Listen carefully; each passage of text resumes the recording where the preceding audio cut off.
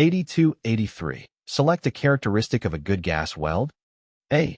The depth of penetration shall be sufficient to ensure fusion of the filler rod. B. The height of the weld bead should be 1 divided by 8 inch above the base metal. C.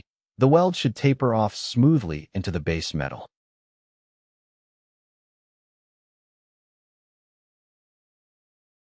The correct answer is C. A gas weld with good penetration and fusion will have a homogeneous, straight bead. It has a surface that is somewhat topped and gracefully tapers off into the base metal. 8128-4.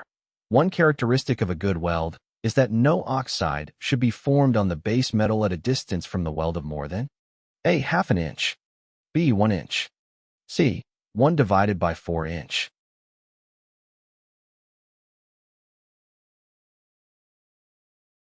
The correct answer is C.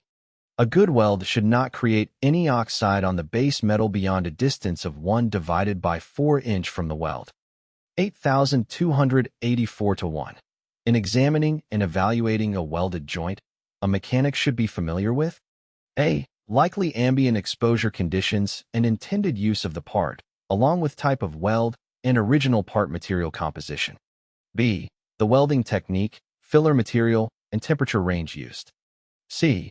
The parts, proportions, and formation of a weld.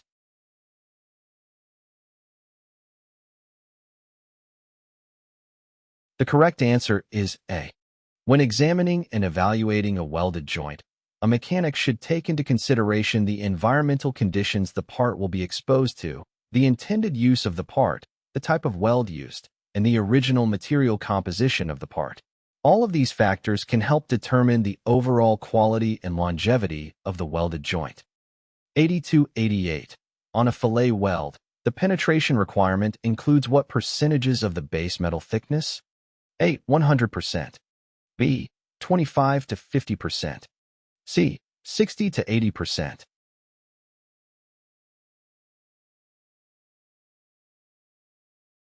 The correct answer is B. In fillet welds, the penetration requirement is determined by the thickness of the base metal. Typically, the required penetration is between 25 to 50% of the base metal thickness. 8289.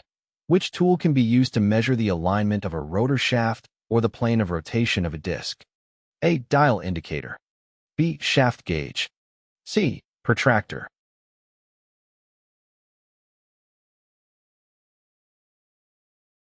The correct answer is A. A dial indicator is a commonly used tool to measure the alignment of a rotor shaft or the plane of rotation of a disc. It is a precision measuring instrument that can measure small distances and displacements with high accuracy. A shaft gauge can also be used to measure the alignment of a rotor shaft, while a protractor is typically used to measure angles.